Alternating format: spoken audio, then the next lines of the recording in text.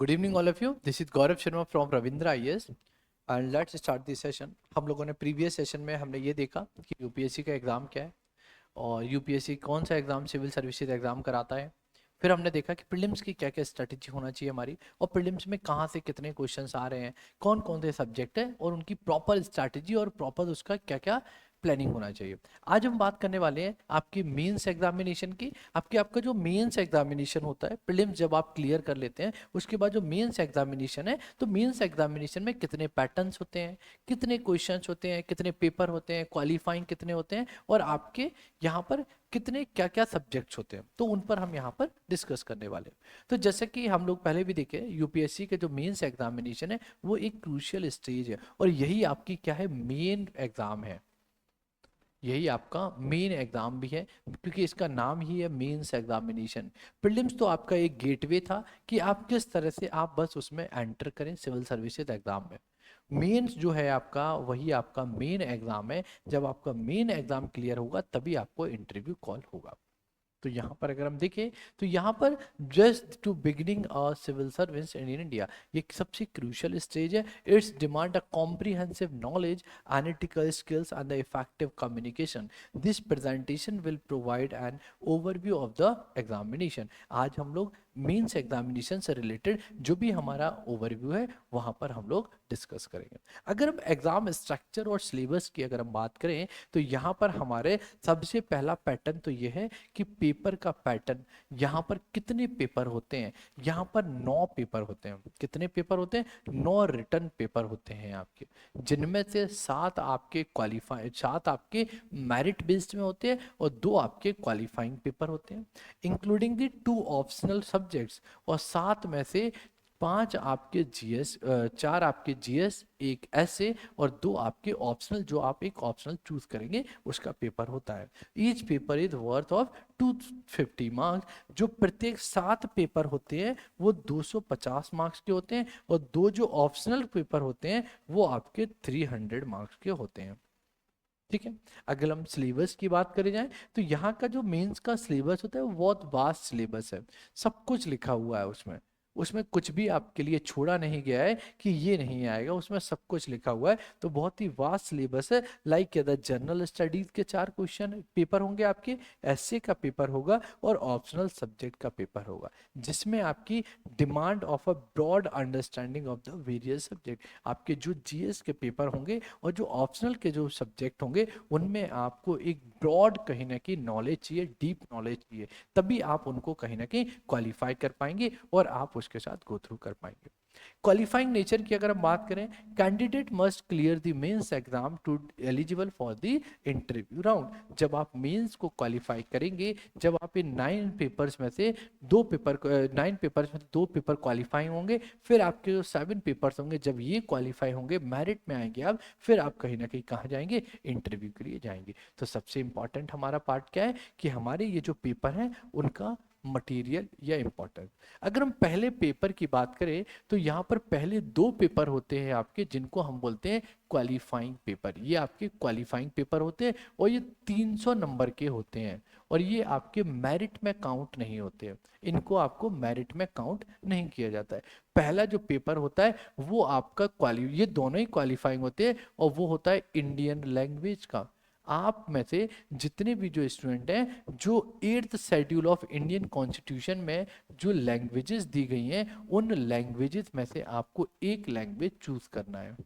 आप हिंदी ले सकते हैं, आप तमिल ले सकते हैं, तेलुगु ले सकते हैं, कोई भी आप पेपर यहाँ पर ले सकते हैं। वो पेपर में आपको क्वालिफाइंग करना है। कितने मार्क्स का है वो? 300 मार्क्स का है। ठीक है, जिसमें से आपको 25% स्कोर करना है, जो आपको क्या करेगा, क्वालिफाई कराएगा पेपर। सेकंड पेपर ये जो है ये मेरिट बेस्ड है। ठीक है, यहाँ पर सेकंड पेपर की अगर हम बात करें तो वो है आपका इंग्लिश का।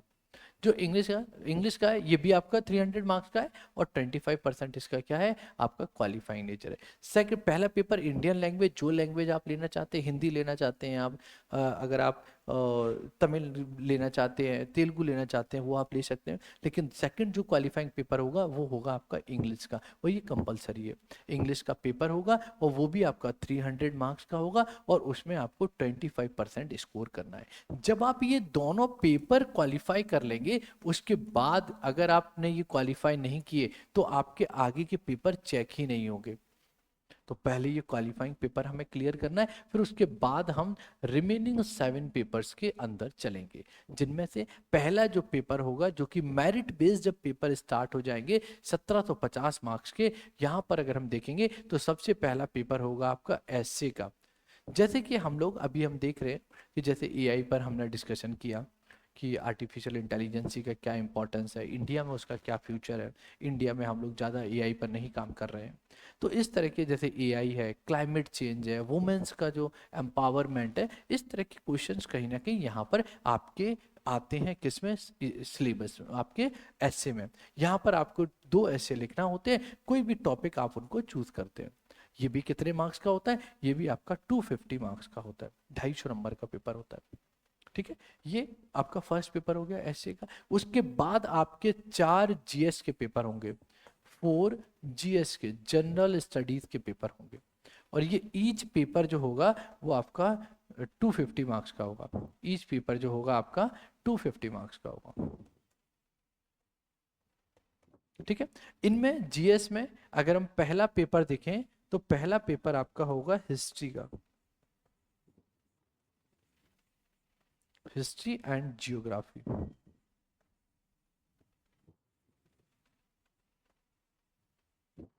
History and geography. अब यहाँ पर हम बात करें तो देखिए सिलेबस क्या क्या रहेगा आपका हिस्ट्री, ज्योग्राफी एंड सोशियोलॉजी में।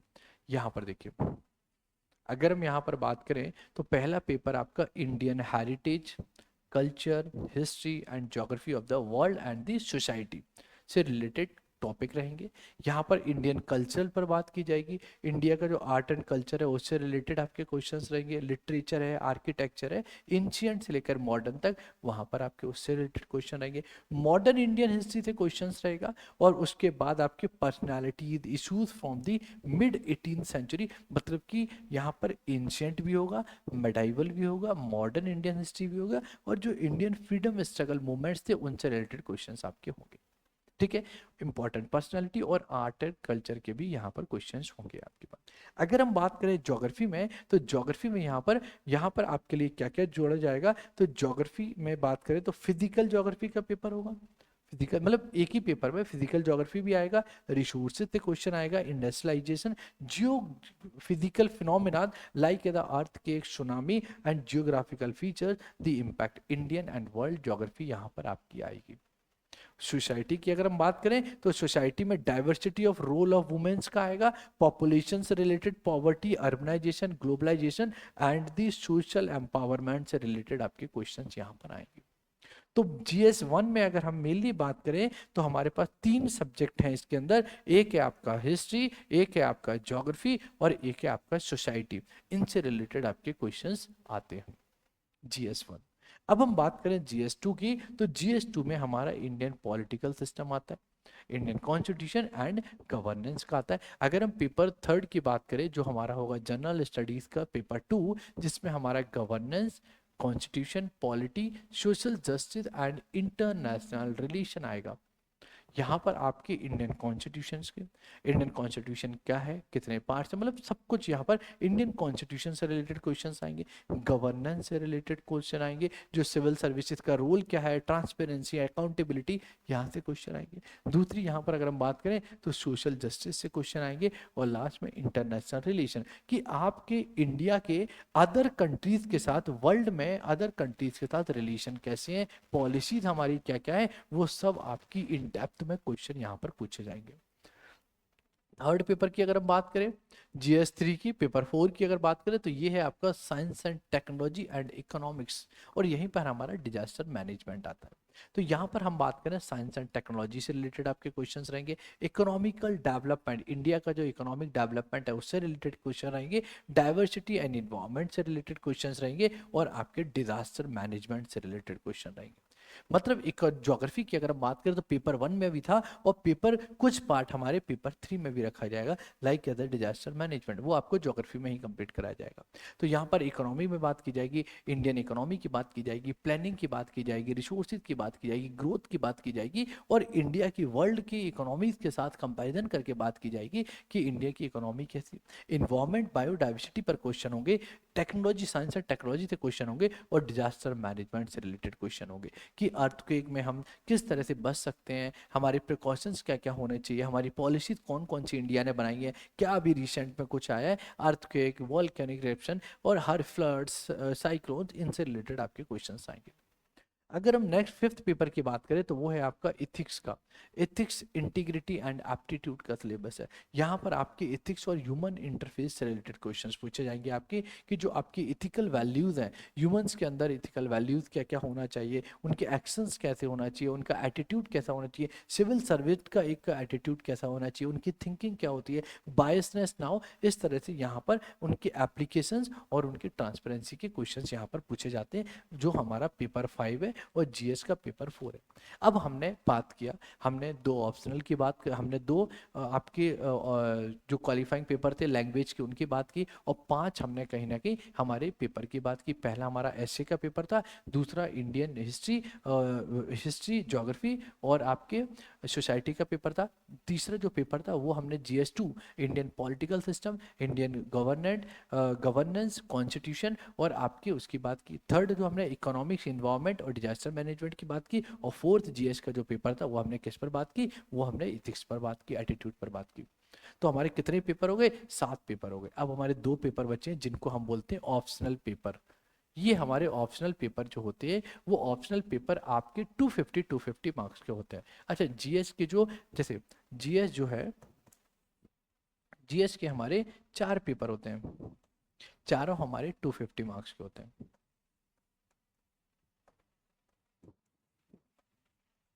ठीक है, फिर हमारे जो 2 ऑप्शनल होते हैं वो भी हमारे कैसे होते हैं, वो भी हमारे 250 मार्क्स के होते हैं। जो हमारे एसए का पेपर होगा वो भी हमारा कितने का होगा, 250 मार्क्स का होगा। ठीक है, तो इस तरह से अगर हम देखें, इस तरह से हमारा मार्किंग है। और जो हमारे लैंग्वेज के 2 पेपर होते हैं, जो लैंग्वेज के 2 पेपर होते हैं वो हमारे 300 मार्क्स के होते हैं, और ये हमारे मेरिट में नहीं देखा जाता है इनको। जब आप ऑप्शनल के पेपर लेते हैं, अब ये आपके ऊपर डिपेंड करता है कि आप क्या सब्जेक्ट लेते हैं, आप हिस्ट्री लेते हैं, ज्योग्राफी लेते हैं, पब्लिक एडमिनिस्ट्रेशन लेते हैं, पीएसआईआर लेते हैं, जो भी आपका फेवरेट सब्जेक्ट हो उस लिस्ट में से आप अपने उनको ऑप्शनल सब्जेक्ट को चूज कर सकते हैं। तो 2 आपके ऑप्शनल सब्जेक्ट होंगे। तो इस तरह से हमारे 9 पेपर्स होते हैं, और 9 में से हमारे जो 7 वो पेपर होते हैं वो हमारे मेरिट डिसाइड करते हैं, 2 हमारे क्वालिफाइंग पेपर होते हैं जिनको हम लैंग्वेज पेपर बोलते हैं, जिनमें से एक आपके चूज की होती है और एक कंपलसरी इंग्लिश का पेपर होता है। अब हम बात करें पेपर 1 की, अगर हम अभी रिसेंटली 2024 का जो मेंस के पेपर हुए थे उनकी अगर हम बात करें, तो जीएस 1 में जो क्वेश्चंस आए थे वो कहाँ से कितने क्वेश्चंस आए थे। देखिए, अगर हम हिस्ट्री की बात करें तो एक क्वेश्चन हमारा 10 मार्क्स का आया था, मतलब 10 नंबर का। मॉडर्न हिस्ट्री की बात करें तो यहाँ से हमारा 25 का पूछा गया था, मॉडर्न प्लस वर्ल्ड हिस्ट्री से रिलेटेड। उसके बाद यहाँ पर देखिए 25 का, वर्ल्ड हिस्ट्री की अगर हम बात करें तो 15 नंबर के क्वेश्चन पूछे गए थे, मतलब 75 नंबर हमारा हिस्ट्री से आया था। कल्चर की अगर हम बात करें 25 मार्क्स का, तो ये हमारे 75 हमारे कहीं ना कहीं art and culture, history, Indian history, world history से आया था।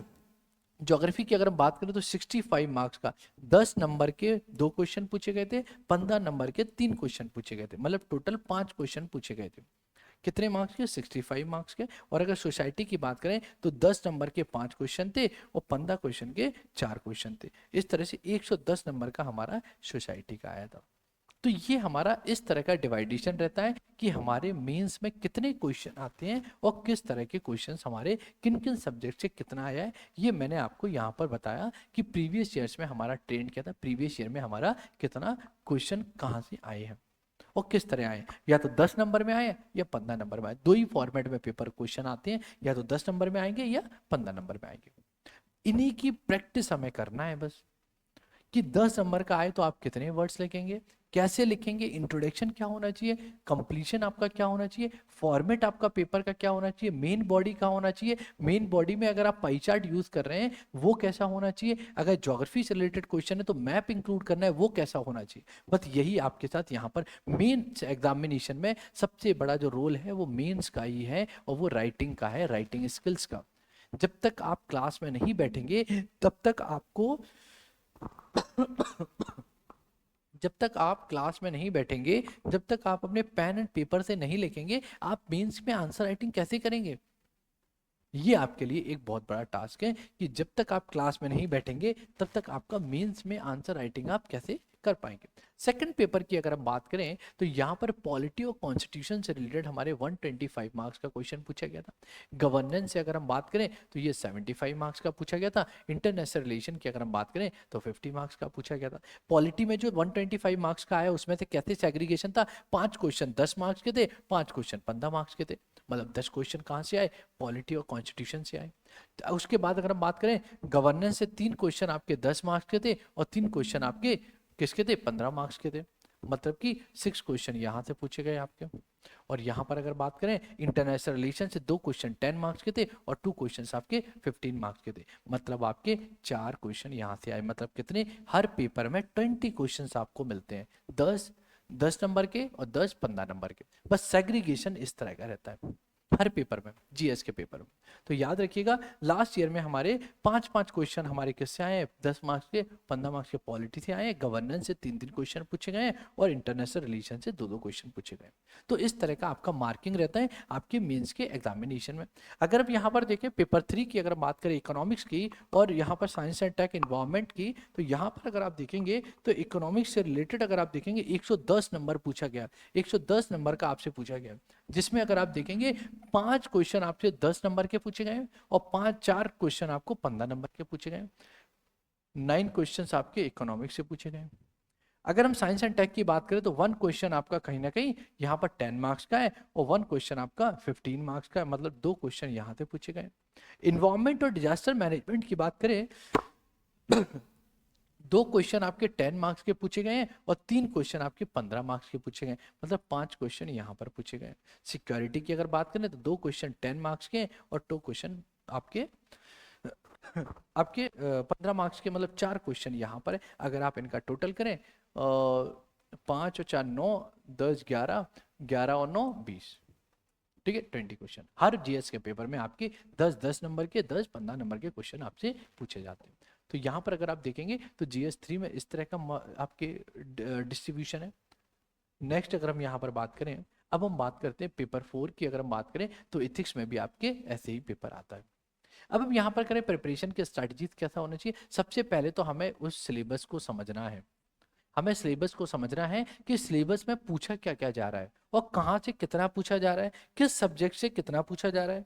अगर हम यहाँ पर बात करें अगर हम यहाँ पर बात करें कि किस सब्जेक्ट से कितना पूछा जा रहा है, तो हमें पहले ये अंडरस्टैंडिंग होना चाहिए। जैसे हमने प्रीलिम्स में बात की, हमें ये पता होना चाहिए किस टॉपिक से क्वेश्चन आ रहा है। तो मेंस में भी हमें यही समझना है कि मेंस में टॉपिक किस टॉपिक से क्वेश्चन आ रहा है हमारे पास, और वो टॉपिक ट्रेंड में क्या है, लास्ट 5 ईयर्स में कितनी बार उस टॉपिक से क्वेश्चन आए, कितने नंबर के आए। तो देखिए यहाँ पर सबसे इंपॉर्टेंट हमारे लिए सबसे पहली चीज तो सिलेबस को समझना है, सिलेबस में क्या क्या क्वेश्चन है। दूसरी चीज हमारी राइटिंग स्किल, जो हमारी राइटिंग स्किल है, आप वो लिख पा रहे हैं जिस चीज की डिमांड है। पहले आप क्वेश्चन समझिए, क्वेश्चन में पूछा क्या जा रहा है, फिर आप ये समझिए कि उस क्वेश्चन में उस क्वेश्चन की डिमांड क्या है और उस क्वेश्चन को आप फिर राइटिंग कीजिए। आप इंट्रोडक्शन दीजिए, मेन बॉडी दीजिए और कंक्लूजन दीजिए। क्या आप 3 फॉर्मेट में कर पा रहे हैं? इंट्रोडक्शन तो बड़ा नहीं हो रहा है कि, तो इसमें फिर आपको राइटिंग स्किल आपकी बहुत इंपॉर्टेंट है। तो राइटिंग स्किल से भी पहले हमें कहीं ना कहीं सिलेबस को समझना होगा। नेक्स्ट अगर हम देखिए रीडिंग द नोट टेकिंग। अगर हम यहाँ पर बात करें कि आपको सिलेबस की जो टेक्स्ट बुक है, जो बुक्स हैं, उनके जो नोट्स होंगे वो बार बार रिवाइज करना होंगे, सेम जो हमने प्रीलिम्स में आपसे किया। नेक्स्ट अगर हम बात करें practice and feedback, practice writing की। आंसर राइटिंग जब तक आप नहीं करेंगे, जब तक आप उस चीज को नहीं समझेंगे, तब तक आपको फीडबैक जब तक नहीं मिलेगा टीचर का, आप लोग घर बैठे कैसे तैयारी कर सकते हैं। हाँ, लेकिन अगर आप क्लासेस अगर आप ज्वाइन करते हैं या फिर आप ये ज्वाइन करते हैं, तो यहाँ पर क्या होगा कि टीचर्स का गाइडेंस होगा कि आपको कितना लिखना है, आप कहाँ पर क्या गलती कर रहे हैं। तो फीडबैक और प्रैक्टिसेस हमारे लिए मस्ट है। लास्ट में अगर हम बात करें टाइम मैनेजमेंट, 20 क्वेश्चंस होंगे, एक 10 10 मार्क्स के होंगे, 10 आपके 15 मार्क्स के होंगे। टाइम को कैसे मैनेजमेंट करोगे, क्योंकि जब भी आप एग्जाम हॉल में जाओगे तो आपका टाइम निकल जाएगा, आपको पता ही नहीं चलेगा टाइम हो गया आपका। जो वहाँ के जो टीचर्स होंगे, जो एग्जामिनर होंगे, वो आपसे बोलेंगे टाइम अप, और आप कहेंगे सर अभी तो हमारा ये रह गया है, क्योंकि हमें वहाँ पर समझ में नहीं आता है। आप लगातार वहाँ पर लिखते रहेंगे फिर भी आपके पास टाइम नहीं बचेगा। लेकिन हाँ, अगर आपने राइटिंग स्किल की प्रैक्टिस कर रखी है, अगर आपने पहले यहाँ पर आंसर लिख रखे हैं, तो आपको कोई नहीं रोक सकता है, तो आपका वो राइटिंग स्किल्स के साथ साथ आपके वो कंप्लीट हो जाएंगे। नेक्स्ट अगर हम बात करें टाइम मैनेजमेंट, सेम थिंग, आपको कहीं ना कहीं जो हाई प्रायोरिटी के जो टॉपिक्स हैं, जो रिपीटेबल थीम्स हैं, जो टॉपिक्स हैं, उनको आपको सबसे ज़्यादा टाइम देना है, प्रायोरिटी पर रखना है कि ये तो मुझे करना ही है। प्रीवियस ईयर्स के जितने क्वेश्चंस आ गए उस टॉपिक से वो लगा के रखना है। रीड दी, अगर हम जगह सेट रीसाइलेंट गोल, अगर हम बात करें कि हमने अपना पूरा टाइम मैनेजमेंट किया, पूरा टाइम टेबल बना लिया, अब हम उसको छोटे छोटे पार्ट्स में करें कि हमने ये कर लिया, अब इसको रीचेक करो आप, क्या ये सही के जो हमने रखा था दिमाग में, जो हमने टाइम टेबल बनाया, क्या हम उसके अकॉर्डिंग चल रहे हैं। अगर उसके अकॉर्डिंग नहीं चल रहे हैं, कहीं लैक आ रहा है तो कहाँ आ रहा है, क्यों आ रहा है, उसको वहीं की वहीं खत्म कीजिए। क्योंकि प्रॉपर अगर आपका गोल्स नहीं होंगे, गोल्स क्या होता है, छोटे छोटे टास्क, आपने एक टाइम टेबल बना लिया पूरा, अब उसमें ये छोटे छोटे जो टॉपिक आपने लिखे हैं, वो छोटे छोटे क्या होते हैं, आपके गोल्स हो जाएंगे पर डे के, कि क्या आपने वो गोल उस दिन का उस दिन में ही कंप्लीट किया या नहीं किया, अगर नहीं किया तो दिक्कत कहाँ आई। तो ये है टाइम मैनेजमेंट। नेक्स्ट अगर हम बात करें अवॉइड दी, देखिए ये चीजें आप छोड़ दीजिए कि आप डिले करेंगे कि ठीक है आज का टॉपिक, हम ये वाला जो टॉपिक है ये छोटा है तो ये वाला मैं इसके साथ पढ़ लूंगा, बस ये डिले छोड़ दीजिए, या ये दोनों को मैं इसके साथ पढ़ लूंगा, बस इसको छोड़ दीजिए।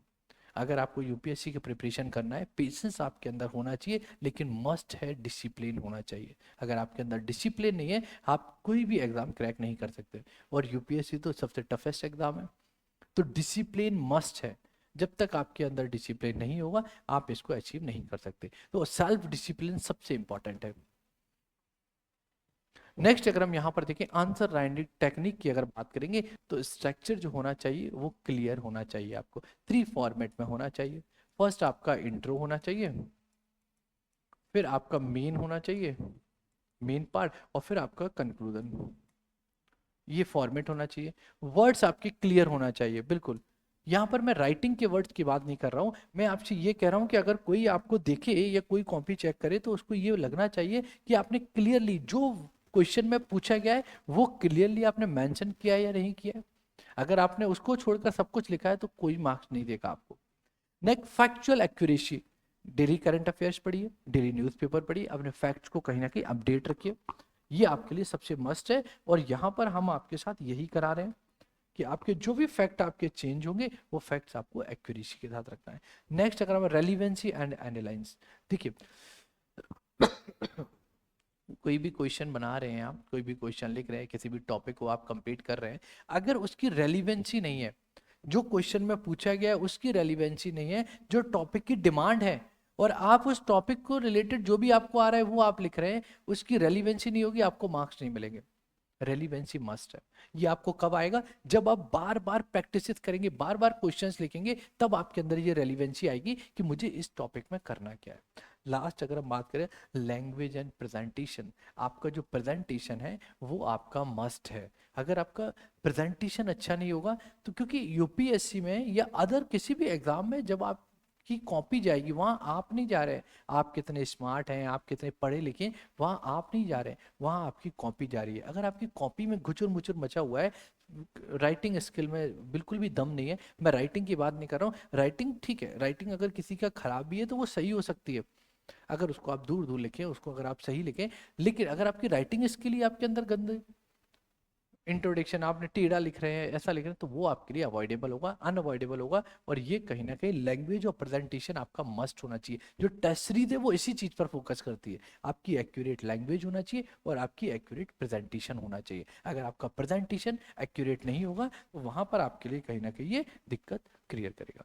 ऑप्शनल सब्जेक्ट की अगर बात करें तो ऑक्सफोर्ड में अगर आप ये देख सकते हैं कि आपकी जो ग्रेजुएशन में जो सब्जेक्ट्स हैं उनको आप चूज कर सकते हैं जिसमें आपका कहीं ना कहीं इंटरेस्ट रहा हो, जिस सब्जेक्ट में इंटरेस्ट रहा हो। और ग्रेजुएशन में 4 साल 4 साल या 3 साल अगर आप पढ़ रहे हैं तो किसी एक सब्जेक्ट में आपका इंटरेस्ट आ ही जाएगा, आप उसके एक्सपर्ट होंगे ही। नेक्स्ट अगर बात करें सिलेबस का स्कोप, हमें ये भी देखना है ऑप्शनल चूज करते हुए कि उसका स्कोप क्या है।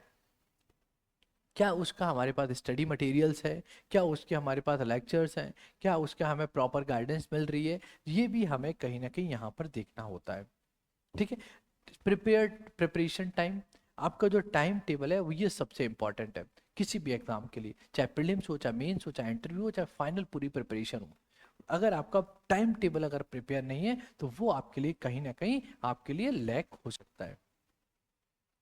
नेक्स्ट अगर हम बात करेंगे इंपॉर्टेंस ऑफ कॉम्प्रिहेंसिव रिलेशन, अगर हम यहाँ पर बात करें, अगर आप रिवीजन नहीं करेंगे, अगर आप रेगुलर रिवीजन नहीं करेंगे तो बिना रिवीजन के तो आप क्वालिफाई कर ही नहीं पाएंगे। आपको बार बार, क्योंकि आपको टॉपिक आता है और आपने अगर उसका रिवीजन नहीं किया है तो आपको वो माइंड में क्लिक ही नहीं करेगा, जब तक आप उसको सोचेंगे आपका टाइम निकल जाएगा, आप कहीं ना कहीं क्वेश्चन को लैक कर पाएंगे, क्वेश्चन छोड़ना पड़ेगा। तो रिवीजन के लिए सबसे कम।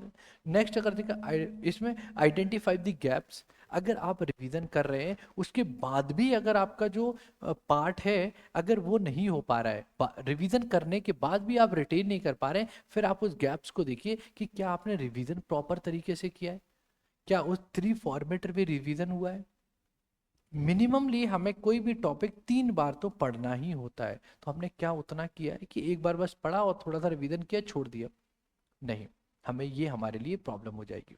नेक्स्ट अगर देखेंगे बूस्ट द कॉन्फिडेंस, जब आप रिवीजन करते हैं किसी चीज का, बार बार रिवीजन करेंगे तो उससे आपको सेल्फ कॉन्फिडेंस आएगा, वो सेल्फ कॉन्फिडेंस आपको बूस्ट करेगा, और जब वो आपको बूस्ट करेगा तो कहीं ना कहीं आपके लिए ये प्लस पॉइंट होगा कि आप एग्जाम में हाथ से कम लिखेंगे, अपने उस कॉन्फिडेंस से ज्यादा लिखेंगे, और वही कॉन्फिडेंस आपको कहीं ना कहीं यहाँ पर क्या कराएगा, उस पेपर को क्वालिफाई कराएगा। ऑप्टिमाइज टाइम, क्योंकि आपके पास टाइम बहुत कम है, 24 आवर्स बहुत कम होंगे। मैं ये नहीं कह रहा हूँ, और देखिए आपके पास अगर कम है तो जो स्टूडेंट सिलेक्ट हो रहे हैं उनके पास भी तो 24 आवर्स ही था। तो अपने टाइम को ऑप्टिमाइज करना है, अपने टाइम को इस तरह से यूटिलाइज करना है कि आप अपने टाइम में रिवीजन भी कर लें, अपना पढ़ भी लें, और आप अपना रिलैक्स भी कर लें। ये कैसे करेंगे, ये आपको एक प्रॉपर टाइम टेबल मैनेजमेंट करना होगा। नेक्स्ट अगर हम बात करें इफेक्ट नोट टेकिंग मेथड, आपको कहीं ना कहीं जो आपके नोट्स हैं वो आपको माइंड मैप्स, जैसे आप माइंड मैप्स की तरह बना सकते हैं कि जैसे आपने कोई भी एक टॉपिक आप लिख रहे हैं, उस टॉपिक को आप इस तरह से सर्कुलेट कर लीजिए, क्योंकि आप जितने माइंड मैप बनाएंगे वो आपका राइटिंग स्किल भी आपके लिए बनाएगा और कहीं ना कहीं आपका टाइम भी बचाएगा, और रिवीजन भी आपका इफेक्टिवली हो जाएगा। माइंड मैप आप बना सकते हैं, आप उस टॉपिक के रिलेटिव, जैसे हिस्ट्री में बहुत ज़्यादा माइंड मैप बनते हैं कि इस किंग के रिलेशन ये था, ये इसके फादर थे, ये जो डायनेस्टी था इनके एस्टैब्लिशमेंट हुआ था, इन्होंने आर्ट एंड कल्चर में ये बनाया, इन्होंने जो एडमिनिस्ट्रेशन रिफॉर्म ये किए, तो हिस्ट्री में आप माइंड मैप बहुत बना सकते हैं। नेक्स्ट अगर हम बात करें बुलेट पॉइंट्स, आप पहले ही जब आप पढ़ रहे होंगे नोट्स में से पहले ही आप उसको निकाल के रख लीजिए कि ये मैं मेंस में पॉइंट्स में लिखूंगा अगर इससे रिलेटेड क्वेश्चन आता है। बुलेट पॉइंट्स में से कुछ पॉइंट्स इस तरह निकालिए कि जो प्रीलिम्स में आपके लिए काम आएंगे। नेक्स्ट अगर हम बात करेंगे यहाँ पर अपने नोट्स जो है उनको छोटे छोटे आइडियाज और डिटेल में समराइज कीजिए, छोटे छोटे नोट्स बनाइए कि जैसे स्टिकी नोट्स टाइप में, कि आपका कोई बड़ा पैराग्राफ है वो आपने समझ लिया टीचर से, लेकिन वो आपको पता है कि अगर उसको मैं उसकी लैंग्वेज से पढ़ूंगा तो मैं फिर से भूल जाऊंगा या भूल जाऊंगी, तो आप क्या करो, जो टीचर ने आपको समझाया है उसको आप अपनी जगह लिख लो और उस पर आप उसको क्लिप कर दो, कि जब आप उसको पढ़े पहले आप उस थॉट को पढ़ लें कि अच्छा ये सर ने बताया था, और फिर आप उसको पढ़ेंगे, आपको इजी लगेगा, वो आपका टाइम मैनेजमेंट भी होगा और आपका वो कॉन्फिडेंस भी बूस्ट करेगा। Handling the stress and anxiety, देखिए जो यूपीएससी एग्ज़ाम है ये पेशेंस मांगता है, पेशेंस का एग्ज़ाम है। अगर आपके अंदर पेशेंस नहीं है तो आप इस एग्ज़ाम में ना आए, क्योंकि पेशेंस बहुत इंपॉर्टेंट है। गांधी जी के अंदर अगर पेशेंस नहीं होता तो आज हम इंडिपेंडेंट नहीं होते। तो पेशेंस हमारे लिए बहुत इंपॉर्टेंट है, और खास करके यूपीएससी और स्टेट सिविल सर्विसेज के लिए पेशेंस मस्ट है। क्योंकि आप एक पोस्ट पर जाएंगे, इंडिया की उस पोस्ट पर जाएंगे जिस पोस्ट की लोग ड्रीम कर रहे हैं, थाउजेंड्स और लैक्स ऑफ पीपल ड्रीम कर रहे हैं, आप उसमें से एक पर जाएंगे। तो उसके लिए मेहनत भी, तो वो कहते हैं ना कि अगर आपको सूर्य की तरह चमकना है तो सूर्य की तरह जलना भी होगा। तो बस ये स्ट्रेस और एंजाइटी हमें बहुत हो जाता है, कभी हमारा रिवीजन नहीं होता, कभी हमारी क्लासेस बंक हो जाती है, ये क्लासेस हम नहीं जा पाते, कुछ भी प्रॉब्लम्स हो सकती है। तो स्ट्रेस में नहीं आना है, बस सब्स्टिट्यूट रखिए कि अगर ये नहीं किया तो मैं ये करूंगा। जैसे अगर ऑफलाइन नहीं आ पाए, ऑनलाइन क्लास ले लीजिए, यहाँ पर रिकॉर्डेड क्लासेस रहेंगी आपके लिए। कि आप ऑफलाइन नहीं है तो ऑनलाइन में आप ले लीजिए, घर से आप पढ़ लीजिए, लेकिन ऑफलाइन में जरूर आना है। यहाँ पर सब कुछ आपका मेंटेन किया जाएगा। तो यहाँ पर स्ट्रेस हमें नहीं रखना है, अपना कहीं ना कहीं माइंडफुलनेस प्रैक्टिस कीजिए, योगा कीजिए, डेली कहीं ना कहीं थोड़ा सा वॉक कीजिए। नेक्स्ट अगर हम बात करें, हेल्दी डाइट आप लीजिए। ऐसा नहीं है कि आप खाने में बहुत ज़्यादा खा रहे हैं, बहुत कम खा रहे हैं, हेल्दी डाइट लीजिए। नेक्स्ट अगर एडिक्वेट स्लीप, स्लीप का आप टाइम आराम से रखिए, 6 to 7 आवर्स आप आराम से सोइए, कोई प्रॉब्लम नहीं है, कुछ भी नहीं होगा, सब कुछ अच्छा होगा। स्लीप आपके लिए मस्ट है, क्योंकि जब आप सोकर उठेंगे आप रिचार्ज होंगे, आप इजीली कहीं ना कहीं चीज़ों को पढ़ पाएंगे। और रेगुलर एक्सरसाइज आपके लिए बहुत इंपॉर्टेंट है। अगर आप एक्सरसाइजेज नहीं करेंगे तो बॉडी वीक हो जाएगी, डल हो जाएगी, ठीक है, क्योंकि आप स्ट्रेस फिर ज़्यादा होगा, एंजाइटी बहुत ज़्यादा होगी। तो ये आपके लिए कहीं ना कहीं ये आपको फॉलो करना है। उसके बाद अगर बात करें resources and the support system, हम आपके लिए स्टडी मटेरियल्स भी प्रोवाइड कराएंगे, आपको बताएंगे भी और कहाँ से पढ़ना है। आपको क्लासेस, कोचिंग क्लासेस, आपको सब कुछ यहाँ पर अवेलेबल होगा। यहाँ पर वही अवेलेबल होगा जो आपके यूपीएससी के लिए इंपॉर्टेंट होगा।